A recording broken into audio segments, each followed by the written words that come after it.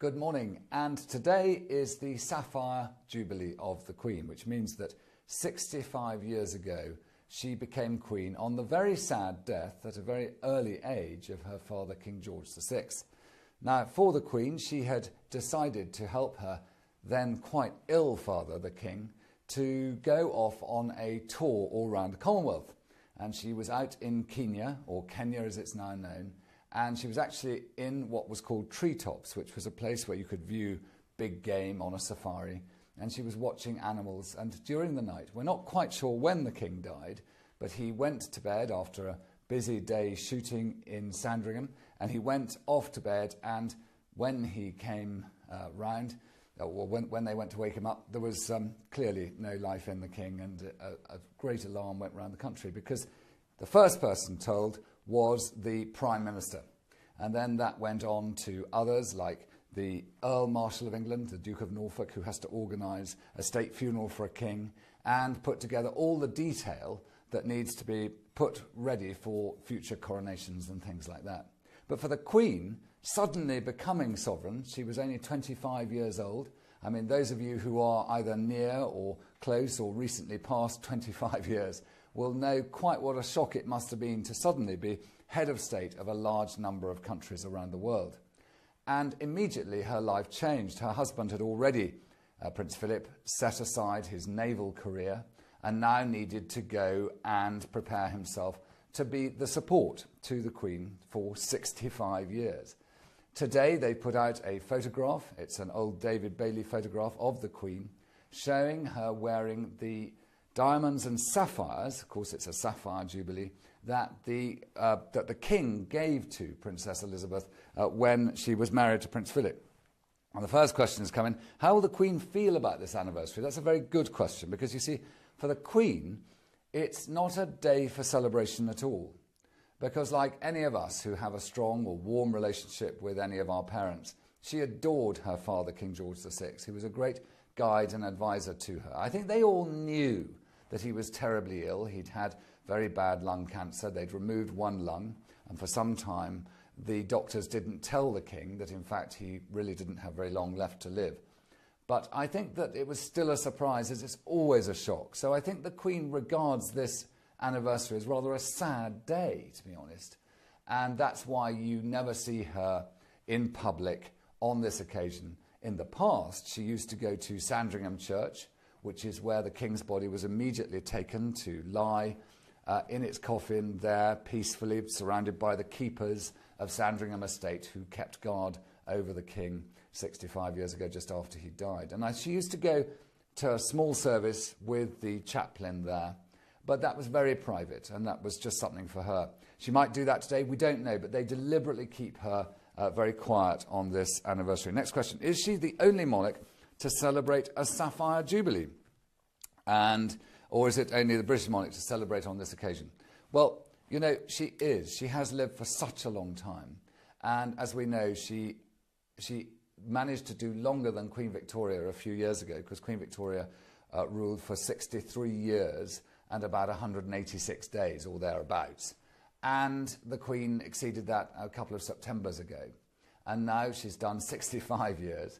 And the Queen seems extremely fit and healthy. She's always out going for walks. So this is rather remarkable. But the British monarchy's been going on now for thousands of years.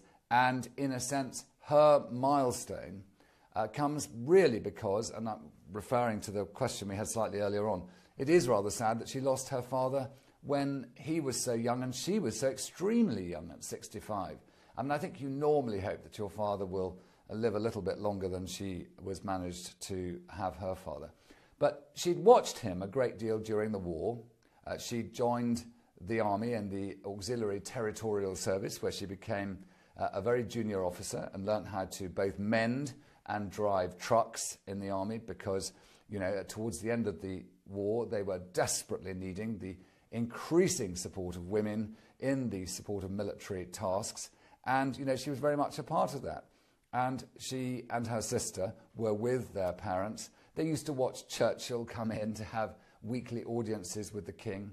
They watched how, I suppose, their father's mood changed when he had to deal with some ghastly bit of news that came in from the war, including the death of their uncle, the Duke of Kent. Prince George, Duke of Kent, died when his aeroplane was in fog in the north of Scotland up near Sutherland, and it crashed into a mountain. And I think that too was, brought it home for so many families. But for the Queen, she was also there, when her parents had to deal with Buckingham Palace being bombed. But, in 65 years, the Queen has taken whatever experience she had and has very carefully tried to maintain that constitutional role of being a head of state and allowing the governments that we choose in general elections, the prime ministers that ultimately, although she chose the original prime ministers, now, although they're still her choice, the political process in each of the political parties makes the decision pretty much for the Queen. And we saw that recently when there was a hung parliament with David Cameron being selected. Then, of course, in the last election, David Cameron was the leader of the largest party. So it was very easy for the Queen to know that that was the Prime Minister to select. Now, during this year, the Queen has chosen not really to have any further celebrations. We're not going to have anything like the Diamond Jubilee of just 5 years ago when we had the Great River pageant. But, in her own way, she will just quietly get on with it. I think she's done so many celebrations that she doesn't really want to do very many more and cause any cost or anything like that. What is happening today to mark the occasion? Well, as I say, not very much. We may be marking it. There has been this photograph released showing the Queen with sapphires on, it being the Sapphire anniversary and the Sapphire Jubilee. But for the Queen, she's going to stay at home at Sandringham. We may remember that just before Christmas, the Queen was going to go by train up to King's Lynn from London. And in fact, she'd had a heavy cold. And so she transferred to Norfolk by helicopter. But she'll probably be coming down by train later this week, back to London, and to continue her duties. But today, she has absolutely nothing planned of a public nature. But that said, it's Monday morning, and it's one of the few days when she won't get a red box, because she gets a red box every single day but Monday, although she'll work on the Sunday one, because on Sunday very few papers are put together to send to the Queen, so she gets a bit of Monday off. And so at some point today she will get through the last bits of paperwork that came up on Sunday. Remember, she's still the head of state of 16 nations. The United Kingdom is but one of them. Amongst the others are Canada, Australia, New Zealand, Jamaica. There are a huge range, going right down to sort of places like Antigua and Barbuda. But these 16 nations, all of them have government structures and constitutions, and through either governors general or any other representatives, she's kept informed of what's going on, and an enormous amount of paperwork comes to her. And she still has a function in the process of government. And although when she signs a document, it already has to have been signed by a minister or a secretary of state in any of those 16 nations, which takes the responsibility for what she's signing away from her and onto the political process, which keeps her out of trouble. Now, Danielle Smith said, who would be next to take over the throne? Well, the next person to take over the throne is set by the constitutional structures, and it's the eldest son of the Queen, and that's the Prince of Wales. So on the day that she's called from us, immediately and instantly, in a heartbeat, just as the Queen became Queen in the moment her father died, so in the moment that the Queen leaves us, her eldest son, the Prince of Wales, will become king.